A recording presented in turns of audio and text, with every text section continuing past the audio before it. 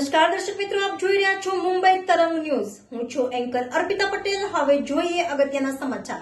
સુરતમાં કાપોદ્રા પોલીસે ચૂંટણીને લઈ ગુનાહિત આરોપીઓનું ઇન્ટ્રોગેશન પરેડનું આયોજન કર્યું।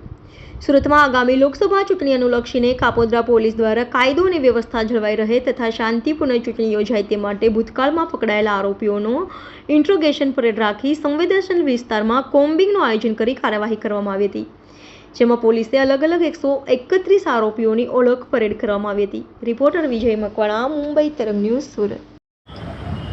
આજરોજ મહેરબાન પોલીસ કમિશનર શ્રી અનુપમસિંહ ગેહલોત સાહેબ સુરત શહેરનાઓના સૂચના અને માર્ગદર્શન મુજબ તથા સેક્ટર 1 તથા ઝોન 1 સાહેબનાઓની સૂચના મુજબ પત્રના એ ડિવિઝન પોલીસ સ્ટેશન વિસ્તારના કાપોદ્રા પોલીસ સ્ટેશન ખાતે વિવિધ ગુનાઓમાં સંડોવાયેલ જેમ કે મિલકત સંબંધી, શરીર સંબંધી, પોસ્ટના HS, MCR કાર્ડ તથા મારામારી અને ટપોરી જેવા ગુનેગારોને પત્રના પોલીસ સ્ટેશને બોલાવી તમામ આરોપીઓની ઓળખ કરવામાં આવેલ છે અને પોસ્ટરના તમામ પોલીસ માણસોને એ આરોપીને ઓળખ કરાવી તેઓના ઇન્ટ્રોગેશન ફોર્મ ભરવામાં આવેલ છે અને આગામી લોકસભા ચૂંટણી આવતી હોય જેમાં કાયદો અને વ્યવસ્થા જળવાઈ રહે તે હેતુસર તેઓને સૂચનાઓ આપવામાં આવેલ છે।